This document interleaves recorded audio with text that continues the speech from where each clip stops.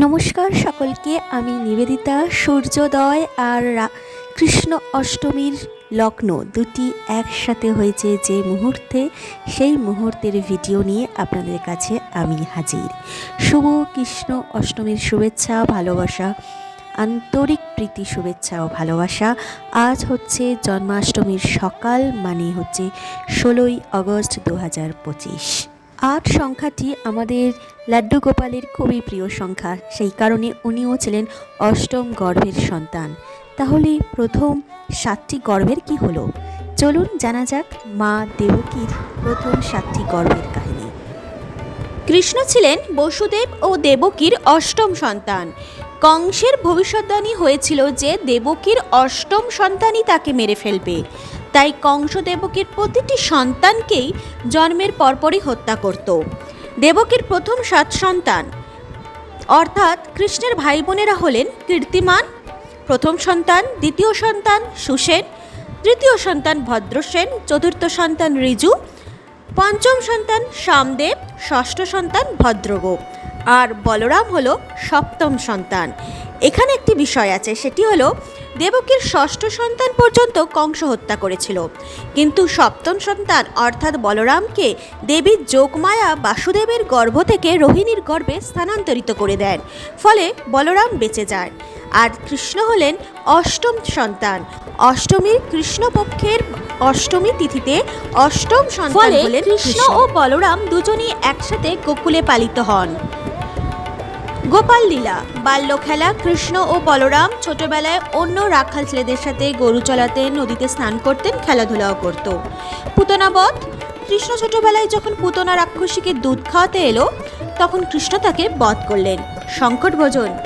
দোল্লায় শুয়ে থাকতে থাকতে কৃষ্ণ পা দিয়ে একটি ভারী গাড়ি উল্টে দিয়েছিলেন। তৃণাবর্ত বধ। কৃষ্ণকে আকাশে তুলে নিয়ে যাওয়া দানব তৃণাবর্তকে কৃষ্ণ নিজেই মেরে ফেলেছিলেন। কালীয় দমন। যমুনায় বহু মাথাওয়ালা সাপ কালীয় বাস করত। কৃষ্ণ জলেতে নেমে সাপটিকে বশে আনেন, তার মাথার উপর উঁচে নাচও করেন। বলরাম কৃষ্ণকে দেখে গর্বে ভরে যান, তবে একটুও চিন্তিতও ছিলেন বটে।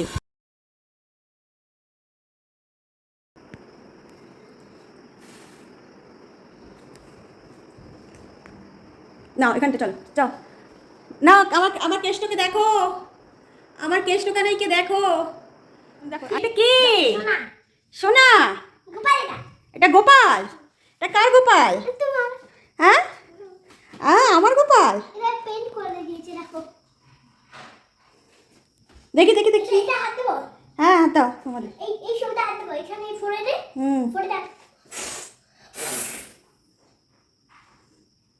ওকে একটা চুমু খেয়ে দাও। ওকে, এটা তুমি? আরেকবার চুমু খেয়ে নাও। ওকে, এটা তো গোপাল। আবার করো, আবার করো। লেগে যাবে। চলো চলো মন্দিরে যাবো। হ্যাঁ, ফ্যানের তলায় বসো, ঘেমে যাবে। ফ্যানের তলায় কই আমার কানা, কই আমার কানা, কই টুকি? দেখি আমার কানা কই, দেখি টুকি করো, দেখি আমার কানা কই। টুকি, কানহা, কানহা, কানহা, আমার কানা কই? কই আমার কানা, কানা কই? কানহা, দেখি দেখি কানহা, দেখি দেখি।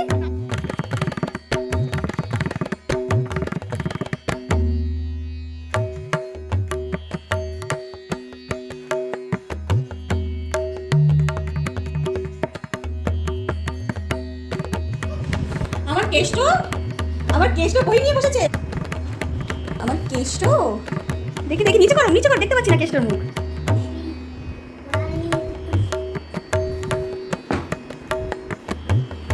আমার কেষ্ট পড়ছে নাকি? আমার সোনার বাসি কোথায়? ফ্লুট কই, ফ্লুট? না, ফ্লুট তো ছুটতে নেই। গোপাল ঠাকুরের প্রিয় জিনিস।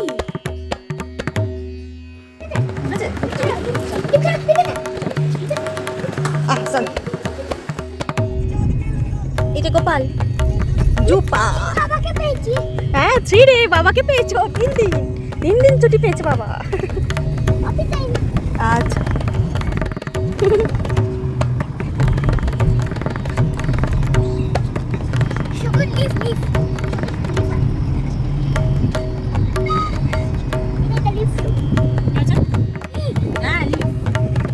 ওটা কি পিরামিড না পিরামিড ছিল?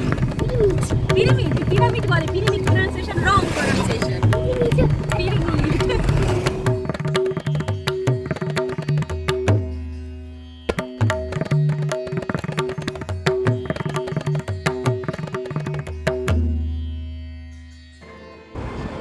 গোপালকালে দানব বধ। কৃষ্ণ ও বলরাম একসাথে বহু অসুর বধ করেছিলেন। বকাসুর, অঘাসুর, ধেনুকাসুর, প্রলম্বাসুর। এখানে বলরাম নিজে দানবকে হত্যা করেছিলেন। গোবর্ধন লীলা। যখন ইন্দ্র গোকুলে প্রবল বৃষ্টি নামান, তখন কৃষ্ণ তার আঙুলে গোবর্ধন পর্বত তুলে গোকুলবাসীদের রক্ষা করেছিলেন। মথুরা যাত্রা। শেষে দুজন ভাই একসাথে মথুরায় যান। কৃষ্ণ কংসকে হত্যা করেন আর বলরাম তাকে সহায়তা করেন। তাই বলরাম ও কৃষ্ণ শুধু দুই ভাই নন, বরং অবিচ্ছেদ্য সঙ্গী। কৃষ্ণ ছিলেন ভগবান বিষ্ণুর অবতার আর বলরাম ছিলেন শেষনাগের অবতার। দেবকীর প্রথম 6 সন্তান আসলে পূর্বজন্মে মরীচি ঋষির 6 পুত্র ছিলেন। তারা ব্রহ্মার অভিশাপে অসুর হয়ে জন্ম নিয়েছিলেন। আবার অভিশাপের কারণেই দেবতীর গর্ভে জন্মায় এবং কংসের হাতে নিহত হয়। এদের বলা হয় ষড়গর্ভ। অর্থাৎ ষড়গল্প কারা ছিলেন দেবকীর প্রথম 6 সন্তান, যারা পূর্বজন্মে মরীচি ঋষির 6 পুত্র ছিলেন। নামগুলি বিভিন্ন পুরাণে কিছুটা ভিন্ন পাওয়া যায়। স্মরণ, ধাম, উজ্জ্বল, গৃহ, ঋজু, কীর্তিমান। কিছু গ্রন্থে ভিন্ন নামও আছে। অভিশাপের কারণ কি জানেন? এই 6 পুত্র ব্রহ্মার পুত্র হয়ে জন্মেছিলেন। একসময় তারা ব্রহ্মাকে ব্যঙ্গ করে বলেছিলেন, আপনি নিজের কন্যাকে বিবাহ করতে চাইছে, এ কেমন আচরণ? এতে ব্রহ্মা প্রচণ্ড রেগে গিয়ে তাদের অভিশাপ দেন, তোমরা অসুর রূপে জন্ম নেবে এবং পিতার হাতে মৃত্যুবরণ করবে। অসুর রূপে জন্ম হওয়াতে অভিশাপের ফলে তারা হিরণ্যকশিপুর নাতি হয়ে কালনেমী অসুরের পুত্র হয়ে জন্ম নেয়। পরে পূর্ণজন্মে দেবকীর গর্ভে জন্মায়। তাদের জন্মের খবর পেয়ে কংস প্রতিটি শিশুকে জন্মের সাথে সাথে হত্যা করে। কংসের হাতে নিহত হয়ে এই 6 জন অভিশাপ থেকে মুক্তি পায়। পুরাণে বলা আছে, কৃষ্ণের জন্মের আগে দেবকীর প্রথম 6 সন্তানের মৃত্যুই ছিল তাদের অভিশাপ মোচনের পথ। যে বললাম 8 সংখ্যা, অষ্টম সংখ্যা, অষ্টমী তিথি, অষ্টম গর্ভের সন্তান আর অষ্ট নারীর সঙ্গ, এই হচ্ছে আমাদের গোপলীলার অষ্টম নাম্বার। কৃষ্ণের জীবনে মূল যে 8 জন স্ত্রী ছিলেন তাদেরকে বলা হতো অষ্টভার্যা। রুক্মিণী বিদর্ভরাজ ভীষ্মকের কন্যা ছিলেন। কৃষ্ণ রথে তুলে নিয়ে গিয়ে বিয়ে করেন, তাকে কৃষ্ণের প্রধান পত্নী বলা হয়। কৃষ্ণের পুত্র প্রদ্যুম্ন রুক্মিণীর গর্ভেই জন্ম নিয়েছিলেন। সত্যভামা ছিলেন অত্যন্ত সৌন্দর্যবতী ও সাহসিনী। তিনি ছিলেন সূর্যবংশীয় যাদব। পরবর্তীকালে স্বর্ণপ্রসঙ্গ মানে শ্রীকৃষ্ণ তোলাপাল্লা লীলা গল্পে সত্যভামার নাম খুবই প্রসিদ্ধ। 3 নম্বর হলেন জাম্বতী, ভগবান রামের সময়ের জাম্ববান ভালুকরাজের কন্যা। সামন্তকমণি কাহিনীর মাধ্যমে কৃষ্ণ তাকে বিয়ে করেন। 4 নম্বর কালিন্দী, সূর্যদেবের কন্যা, ইয়মনার রূপে পূজিত হন উনি। মিত্রবিন্দা 5 নম্বর, অবন্তীর রাজকন্যা। কৃষ্ণ বলরামের সাথে গিয়ে তাকে বিয়ে করেন। নাগ্নজিতি বা সাত্যা, কৌশলদেবের রাজা নাগ্নজিতের কন্যা হলেন। কৃষ্ণ 7টি অতি দুর্দান্ত ষাঁড়কে বশ করে তাকে জয় করেছিলেন। 7 নম্বর হলেন ভদ্রা, কেকয় রাজের রাজকন্যা। কৃষ্ণকে স্বয়ং বরের মাধ্যমে গ্রহণ করেছিলেন। 8 নম্বর ছিলেন লক্ষ্মণা বা মাদ্রা রাজকন্যা। লক্ষ্মণা বা মাদ্রা রাজকন্যা কৃষ্ণের অষ্টম প্রধান পত্নী ছিলেন। এছাড়া অষ্টভার্যা ছাড়াও কৃষ্ণ 16,100 রাজকন্যাকে মুক্ত করেছিলেন, যাদের অসুর নরকাসুর বন্দী করে রেখেছিলেন।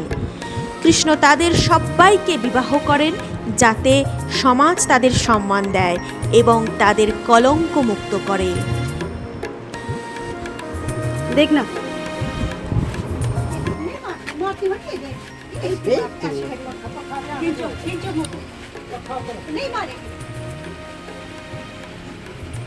वाह खाना नहीं है, नहीं खाए। ये खाना नहीं है, आपको छूक रहा है। चलो आ जाओ, बहुत बहुत शुक्रिया है, आ जाओ। चलो चलो সত্যি মানুষ ঠিকই বলে ভালোবাসার কোনো একক নেই, তার মানে হচ্ছে ভালোবাসা হচ্ছে অপরিসীম। তাই এতদিন হয়ে গেছে আমরা সিদ্রা থেকে শিফট হয়ে গেছি ক্যাম্পাসের মধ্যে, তাও এনাদের ভালোবাসা কিন্তু অটুট রয়েছে।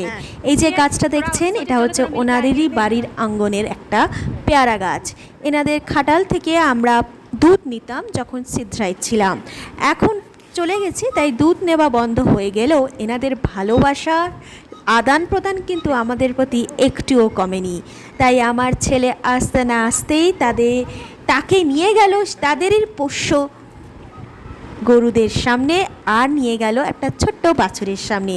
তারপরে তারা যেটা করলো সেটা আমরা ভাবতেও পারিনি। তাদের বাড়ির আঙ্গনের তাদেরই হাতের তৈরি পেয়ারা গাছ থেকে আমাদেরকে রীতিমতো দাদাটি উঠে গিয়ে পেয়ারা পেড়ে আমাদের হাতে তুলে দিয়ে বলল, এটা জন্মাষ্টমীর প্রসাদ, কারণ এটা আমি আমার গাড্ডু গোপালকে দিলাম বলে আমার ছেলের হাতে তুলে দিয়ে বলল, এর পয়সা আমি নিতে পারবো না, কারণ যতবারই আমরা পেয়ারা ওনাদের কাছ থেকে নিয়েছি কিছু না কিছু নিতাম। এইবারটাই উনি বললেন এর দাম আমি নিতে পারবো না, কারণ এইটা হচ্ছে আমাদের কাছে জন্মাষ্টমীর ভোগ নিবেদনের মতো। যাই হোক, সব কিছু করে আমরা একটু গান্ধীনগর সাইডে চলে এসেছিলাম জন্মাষ্টমীর মন্দির দেখবার জন্য। কি অপূর্বভাবে সাজিয়েছে, এখানে অনেক দেবদেবীর সরারম্বর আছে, শুধু যে গোপাল আছে তা নয়, শ্রীকৃষ্ণ রূপে আছেন উনি, গণপতি আছেন, গণপতির ঋদ্ধি সিদ্ধি আছেন, মানে তার দুই পত্নী আছে, মহাদেব আছেন, সাই বাবা আছে, রাম ঠাকুর আছেন, আর আছেন অগণিত মানুষের ভালোবাসা আর প্রতীক্ষা ভগবানের আগমনের জন্য। যাই হোক, এই মন্দির দর্শনের করে আমরা গিয়েছিলাম একটা রেস্টুরেন্টে খেতে, একটু খাওয়া দাওয়া করে আমরা তারপরে অষ্টমী শেষ করে বাড়ি ফিরেছিলাম।